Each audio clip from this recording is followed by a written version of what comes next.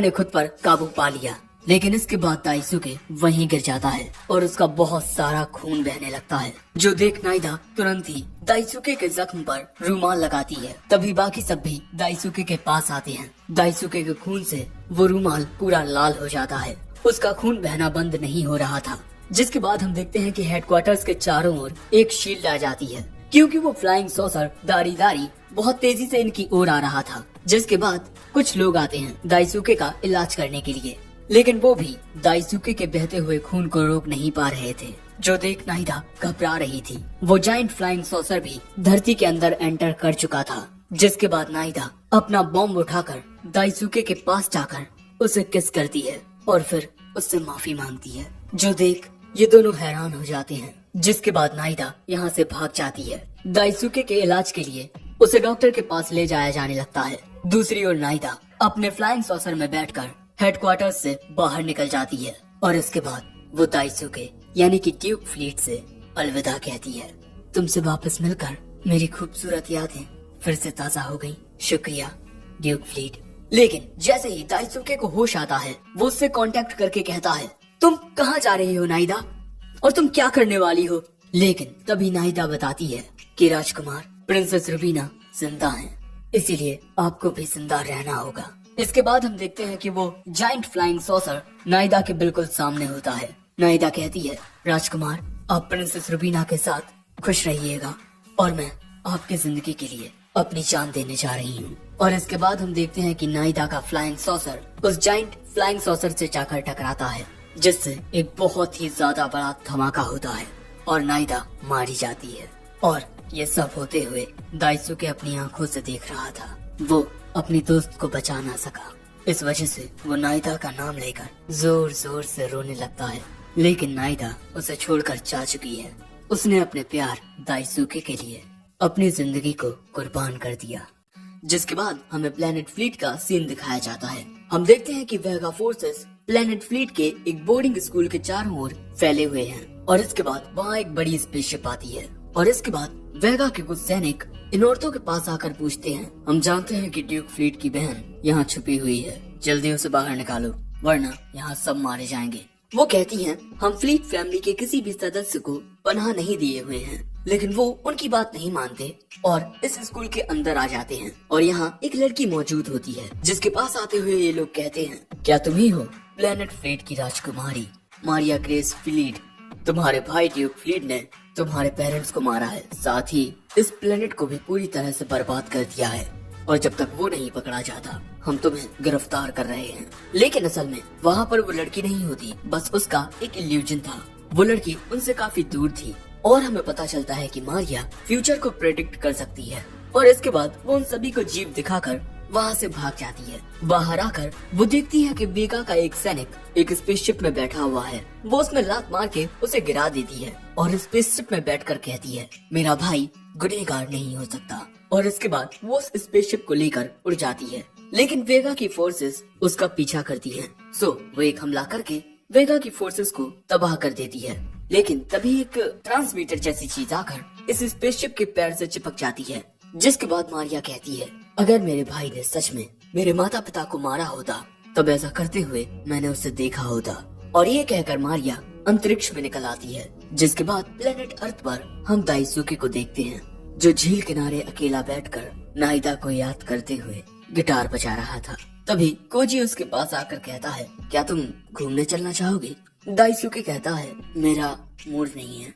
ये बात सुन कोजी वापस इन सभी के पास आ जाता है और कहता है, उसने मेरी तो बात नहीं मानी, तुम जाकर कोशिश क्यों नहीं करती है कारू। सयाका कहती है, उसे कैंडी खिलाते हैं, कैंडी खाकर उसका माइंड फ्रेश हो जाएगा। लेकिन ये आइडिया बहुत ही बचकाना होता है, इसीलिए डॉक्टर गेंजो कहते हैं उसे कुछ वक्त के लिए अकेला छोड़ दो। लेकिन तभी कोजी को एक सिग्नल मिलता है और वो इस बारे में दाइसुके को बताता है। अगले सीन में हम दाइसुके को भागते हुए कहीं जाते हुए देखते हैं। वो एक सीक्रेट दरवाजे में छलांग मारता है और एक खुफिया रास्ते से नीचे होता हुआ गिरने लगता है। बीच हवा में ही उसका आउटफिट चेंज हो जाता है। जिसके बाद वो ग्रैंडाइजर में जाकर बैठ जाता है और फिर वो ग्रैंडाइजर को लेकर हेडक्वार्टर्स के बाहर निकलता है, जहाँ उसे इस झरने से होकर जाना पड़ता है क्योंकि हेडक्वार्टर्स इसी झरने के पीछे है। कोजी को जो सिग्नल मिला उसमें बताया गया है कि पृथ्वी की ओर कोई फ्लाइंग ऑब्जेक्ट आ रहा है और ये एक स्पेसशिप होती है। लेकिन तभी उस स्पेसशिप में से आवाज आती है, भैया क्या आप ही ग्रैंडाइजर को चला रहे हैं? दाइसुके देखता है कि इस स्पेसशिप में उसकी बहन मारिया बैठी हुई है। जिसके बाद हम ग्रैंडाइजर और उस स्पेसशिप को आइलैंड पर उतरा हुआ देखते हैं। दाइसुके पूछता है कि मारिया तुम यहाँ कैसे आई? लेकिन मारिया पूछती है, भैया सब लोग कह रहे हैं कि आपने मम्मी पापा को मारा है और प्लेनेट फ्लीट को बर्बाद करके आप भाग गए। उसकी ये बात सुन इससे पहले कि दाइसुके कुछ कहता, कोजी कहता है, ये सच नहीं है। तुम उसकी छोटी बहन होकर दुश्मन की बातों पर यकीन कैसे कर सकती हो? जिसके बाद दाइसुके मारिया को बताता है कि ये कोजी है, मेरा दोस्त। मारिया कहती है, आप डोमा को कब से दोस्त बनाने लगे? और अगर हमारी लैंग्वेज में डोमा का अर्थ निकाला जाए तब वो जंगली होता है। मारिया कहती है, मैंने सही तो कहा, ये नासमझ गुस्सैल लड़कियों के साथ सही से बात ना करने वाला लड़का जंगली ही तो हुआ। और इसी तरह वो कोजी की बहुत सारी बुराई करती है, जिससे सयाका तो हंसती है, लेकिन कोजी गुस्से में आकर कहता है, मुंह चलाना बंद करो बेवकूफ लड़की। लेकिन हिकारू कहती है, ओह तो ये उसकी छोटी बहन है। जिसके बाद हम हेडक्वार्टर्स के अंदर ही उस स्पेसशिप को भी देखते हैं जिससे मारिया आई है। और इसके बाद मारिया इन सभी के सामने होती है। लेकिन यहाँ कोजी के सामने वो कहती है, मैंने प्लेनेट अर्थ के बारे में कभी नहीं सुना, वो तो एलियंस का हिस्सा भी नहीं है। दाइसुके कहता है, माफ करना, ये बस एक छोटी बच्ची है। मारिया की उम्र 14 साल है और दाइसुके मारिया को समझाता है कि उसे किसी से भी ऐसे बात नहीं करनी चाहिए। लेकिन फिर भी मारिया कहती है, इस दुनिया के लोगों के अंदर कोई काबिलियत नहीं है। कोजी कहता है, हमारे पास बहुत काबिलियत है। अब इन दोनों की इस बहस की वजह से अगले सीन में हम देखते हैं कि इन दोनों के बीच एक मुकाबला होने वाला है घुड़सवारी का। जिसके बाद दाइसुके काउंटिंग करता है और उसके इशारा करते ही इन दोनों की रेस शुरू होती है। पहले कोजी आगे होता है, क्या हुआ बच्ची, तुम आगे नहीं आ पा रही? जो सुन मारिया अगले ही पल में कोजी के बगल में आ जाती है। लेकिन तभी अचानक इनके सामने बकरियों का झुंड गुजरने लगता है, जिस वजह से कोजी को रुकना पड़ता है। लेकिन मारिया नहीं रुकती, वो एक काफी ऊंची छलांग मारकर दूसरी ओर आ जाती है और इसी तरह मारिया पहले राउंड को जीत जाती है। लेकिन हम नोटिस करते हैं कि हिकारू छुपकर उस पर नजर रख रही है। जिसके बाद अगला गेम आता है जिसमें इन्हें ये वाला गेम खेलना पड़ता है। कोजी कहता है, क्या तुम ऐसा कर सकती हो? लेकिन मारिया इसको उल्टा पकड़ती है, यानी वो इसे बॉल से पकड़ती है। लेकिन इसके बावजूद भी वो इसे बहुत आसानी से घुमाते हुए बॉल के अंदर हत्थे को डाल देती है। ये लड़की तो बहुत ही ज्यादा स्मार्ट है। दूसरा राउंड भी ये जीत गई, बेचारा कोजी। जिसके बाद ये दोनों रॉक पेपर सिजर्स खेलकर ये डिसाइड करते हैं कि इस गेम में पहले इन्हें कौन मारेगा। और इसमें भी हर बार मारिया ही जीत रही थी। वो लगातार 10 बार जीती और कोजी एक बार भी नहीं। जिसके बाद ये लोग चेस की तरह एक गेम खेलते हैं और इस गेम में भी कोजी हार जाता है, जिससे वो बहुत खुश होती है। लेकिन तभी वो हिकारू से पूछती है कि क्या बात है, मैंने नोटिस किया कि तुम काफी वक्त से मुझे घूरे जा रही हो, क्या तुम भी मुझसे मुकाबला करना चाहती हो? जो बात सुन सयाका आकर कहती है, ठीक है, हम तुमसे कोजी का बदला लेंगे। बेचारा कोजी, लड़कियों को आना पड़ रहा है उसकी मदद के लिए। जिसके बाद शायद राउंड आता है खाना बनाने का। हम देखते हैं कि हिकारू बहुत ही बारीकी से मछली को काटने लगती है। लेकिन यहाँ पर मारिया भी बहुत माहिर तरीके से खाने को बना रही थी और ये देख दाइसुके भी खुश होता है कि उसकी बहन कितनी होशियार है। लेकिन वही सयाका ना जाने क्या करती है। जिसके बाद हम देखते हैं कि इन तीनों लड़कियों के द्वारा बनाया गया खाना टेबल पर रखा है। हमें पता चलता है कि सयाका ने टोकोयाकी बनाए हैं, एक जापानीज ट्रेडिशनल डिश। और जब मारिया इसे खाकर देखती है तब उसे इसका स्वाद बहुत अच्छा लगता है। जिसके बाद सयाका उन पर क्रीम डालती है और जब मारिया इसे खाती है तब इस क्रीम वाले का स्वाद तो और भी ज्यादा अच्छा होता है।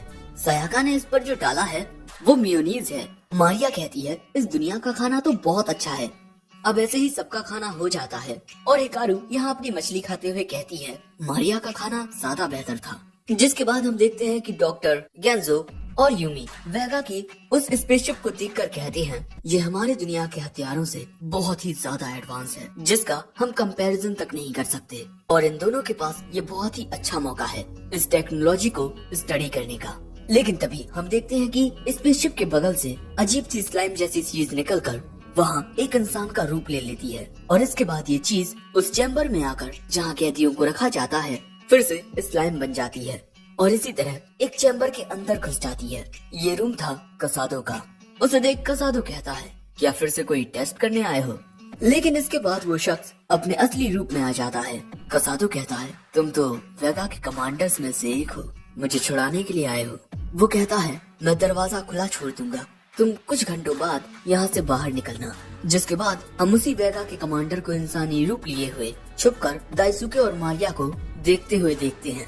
जिसके बाद ये वेगा कमांडर स्लैम का रूप लेकर इनकी कार के नीचे छुप जाता है। तभी वहाँ सयाका और कोजी आते हैं और इसके बाद हम देखते हैं कि ये चारों कहीं जाने के लिए तैयार होते हैं। जिसके बाद हमें एक सिटी का सीन दिखाया जाता है और यहाँ आकर मारिया कहती है कि यहाँ पर इतनी बढ़िया जगह है, ये चारों यहाँ पर शॉपिंग करने के लिए आए हैं। मारिया यहाँ कहती है, आखिरकार मैं उस कैद से आजाद हो गई। दाइसुके कहता है, बोर्डिंग स्कूल में पढ़ना कोई कैद थोड़ी है, वो भी बस 6 महीनों के लिए। सयाका कहती है, पहले कुछ खाने के लिए चलते हैं, शॉपिंग बाद में करेंगे। लेकिन कोजी का मारिया के साथ शॉपिंग जाने का कोई इरादा नहीं है। वो तो दाइसुके के साथ अपनी नई मोटर बाइक देखने के लिए जाना चाहता है। लेकिन तभी हम देखते हैं कि वेगा का वो कमांडर किसी और शख्स का रूप ले लेता है और इसके बाद वो वेगा हेडक्वार्टर्स को इन्फॉर्म करता है, हेलो कमांडर कैंडल, मैं स्मॉल यूनिट फोर्स का कमांडर शूरा हूँ और इस वक्त मैं ड्यूक फ्लीट पर नजर रखे हुए हूँ। जो सुन ब्लैकी कहता है, मुझे अपनी लोकेशन बताओ, मैं तुम्हारे लिए कुछ सैनिक भेजता हूँ। लेकिन वो कहता है, आपके कमजोर सिपाही ड्यूक फ्लीट को चौकन्ना कर देंगे।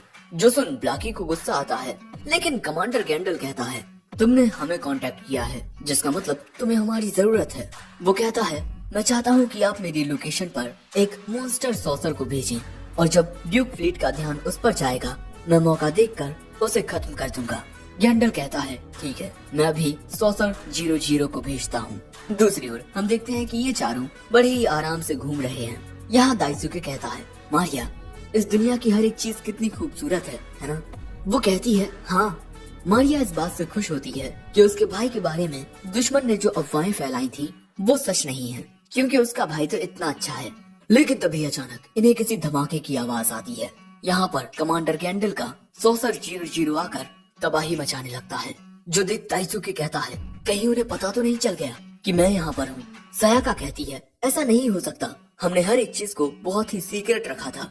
लेकिन तभी वहाँ कमांडर शूरा एक पुलिस ऑफिसर का भेष लिए हुए एक गन से दाइसुके पर हमला करने ही वाला था कि तभी वो फ्लाइंग सॉसर 00 उसी की ओर हमला कर देता है, जिस वजह से बिल्डिंग का एक बहुत बड़ा टुकड़ा उसके ऊपर आकर गिरता है और शायद वो वहीं मारा गया। दूसरी ओर मारिया बिना कुछ सोचे समझे दुश्मन का सामना करने के लिए जाने लगती है। लेकिन तभी अचानक रोड पर एक तेज बाइकर उससे टकराने ही वाला था। लेकिन ये देखते ही कोजी तेजी से आकर मारिया को बचा लेता है। जिसके बाद वो बाइकर कहता है, ए लड़की, देखकर चला करना। कोजी कहता है, माफ करना, लेकिन हमें तुम्हारी बाइक की जरूरत है। लो, मैं तुम्हें ये चेक देता हूँ, इससे तुम ऐसी 2 बाइक खरीद पाओगे। वो लड़का देखकर हैरान हो जाता है कि अरे, ये तो काबूतो ऑफिशियल चेक है। जिसके बाद कोजी दाइसुके से कहता है, इस बाइक से जल्दी रिसर्च सेंटर पहुंचकर ग्रैंडाइजर को लाओ। दूसरी ओर ये शूरा अभी भी जिंदा था। इसके बाद हम देखते हैं कि दाइसुके उस बाइक को लेकर यहाँ से निकल जाता है और यहाँ पर ये फ्लाइंग सॉसर 00 बहुत तबाही मचा रहा था। और इसके बाद ये 00 अपने हाथ पैर भी निकाल लेता है और एक पुल को तोड़ते हुए एक नदी में जाता है। यहाँ तेजी से जाते हुए दाइसुके कहता है, मैं तुम लोगों की मदद के लिए जल्द से जल्द आऊंगा। दूसरी ओर ये 00 बहुत ज्यादा तबाही मचा रहा था और इसी की दूसरी ओर ये लोग भाग रहे थे। लेकिन तभी मारिया भागते भागते रुक जाती है। उसे कुछ आवाज सुनाई देती है। वो नीचे आकर देखती है कि एक बच्चा रो रहा है और उसकी माँ भाग नहीं पा रही क्योंकि उनके पैर में चोट आ गई है। तभी कोजी और सयाका भी वहाँ आ जाते हैं। ये औरत कहती है, प्लीज मेरे बच्चे को किसी सुरक्षित जगह ले जाओ। दूसरी ओर ये शूरा इनके पीछे ही था। लगता है कि अब मुझे इस राजकुमारी को मारकर इसका ही भेष लेना होगा। दूसरी ओर हम देखते हैं कि वो मॉन्स्टर जो तबाही मचा रहा था उसकी वजह से लोग डरकर इधर उधर भाग रहे थे।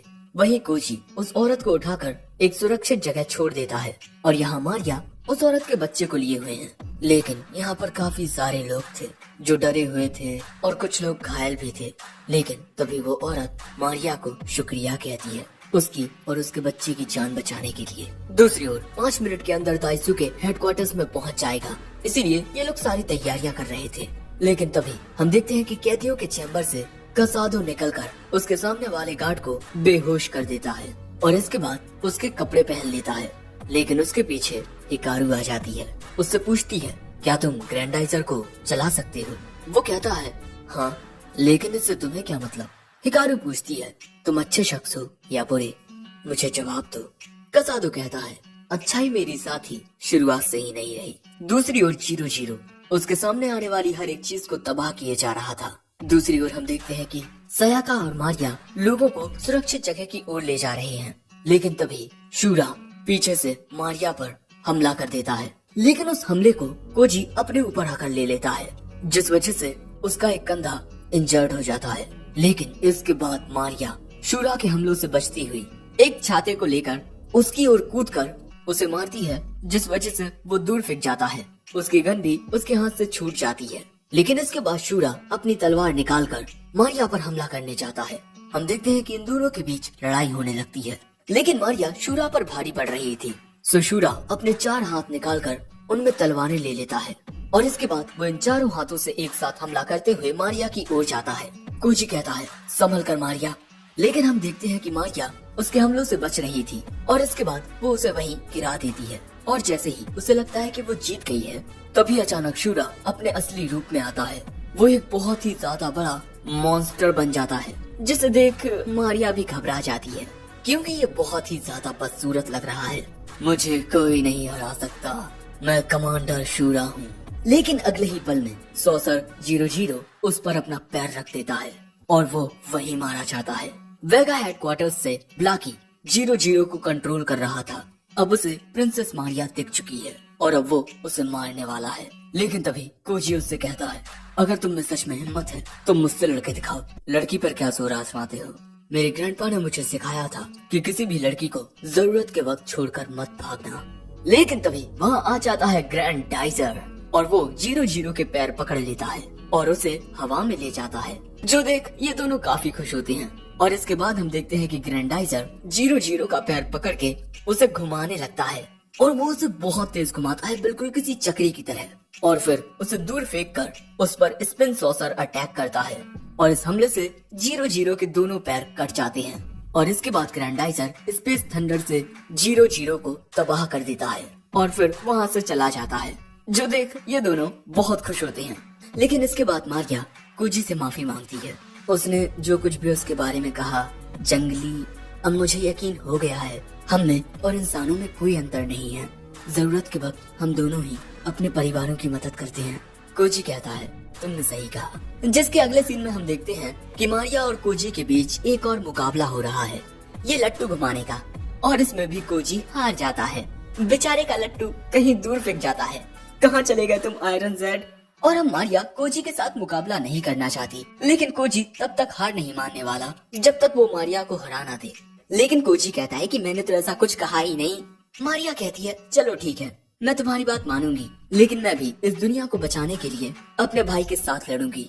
जो देख दाइसुके कहता है, भैया मेरी बहन तो कभी नहीं बदलने वाली। लेकिन इसके बाद अंतरिक्ष में हमें एक स्पेसशिप देखने को मिलती है, जिसमें हम एक लड़की को बैठे हुए देखते हैं। इस लड़की का नाम टीरोना है और ये भी एक स्टारकर नाइट है, बिल्कुल कसादो और दाइसुके की तरह। तभी इसके पास एक लड़की आती है और ये रुबीना होती है। टीरोना कहती है, तुम यहाँ से जाओ रुबीना, मैं ड्यूक फ्लीट और ग्रैंडाइजर को खुद हराऊंगी।